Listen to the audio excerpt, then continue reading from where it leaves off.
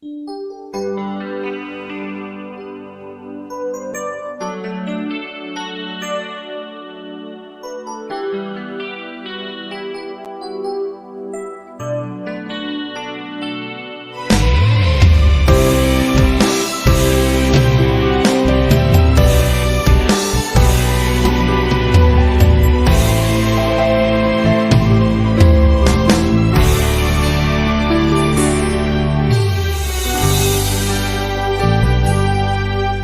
cuộc đời này nhiều lắm những nỗi buồn.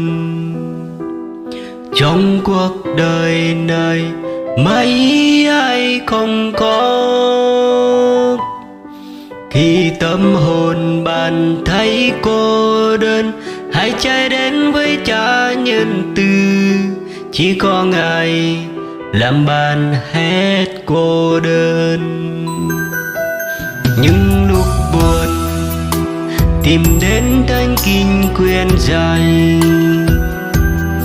Lúc ngu sầu lời Ngài giúp anh mừng vui. Đừng mãi chìm vào nỗi đau, vì Thiên Chúa đã chết thay anh. Huyết của Ngài bôi xóa bao tội anh. Tình yêu Giêsu Ngài bao phú con, nước mắt con từ đây Giêsu Ngài đã bôi xóa. Tình yêu Giêsu lớn đầy và Ngài đã mãi cho con niềm vui. Vì có Chúa con chẳng còn buồn đâu. Ngựa lên Địa Chúa nơi có những toa vui. Nước mắt con lên trời dằm nhân một sự sống mới. Đừng nên cô đơn thất vọng và hãy mãi nhớ Cha luôn bên cạnh. Tìm đến Chúa bạn chẳng còn cô đơn. Giêsu chờ mong anh.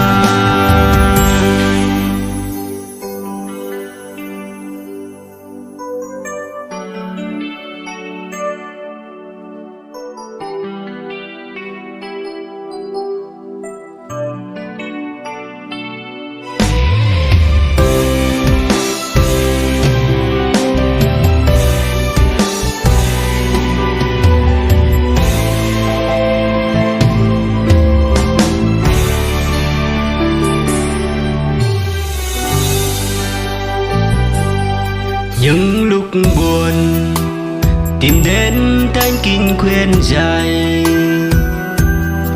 Lúc ưu sầu lời Ngài giúp anh mừng vui. Đừng mãi chìm vào nỗi đau, vì Thiên Chúa đã chết thay anh.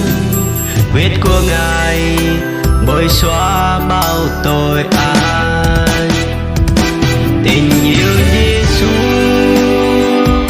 Ngài bao phú con, nước mắt con từ đây Giêsu Ngài đã bôi xóa. Tình yêu Giêsu lấp đầy và Ngài đã mãi cho con niềm vui. Vì có Chúa con chẳng còn buồn đâu. Ngựa trông lên Chúa nơi có những toa vui. Nước mắt con lên trời cảm nhận một sự sống mới.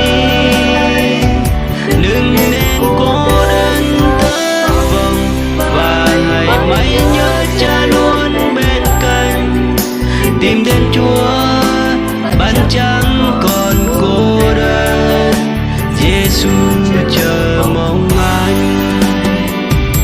Đừng nên cô đơn thất vọng và hãy mãi nhớ Cha luôn bên cạnh.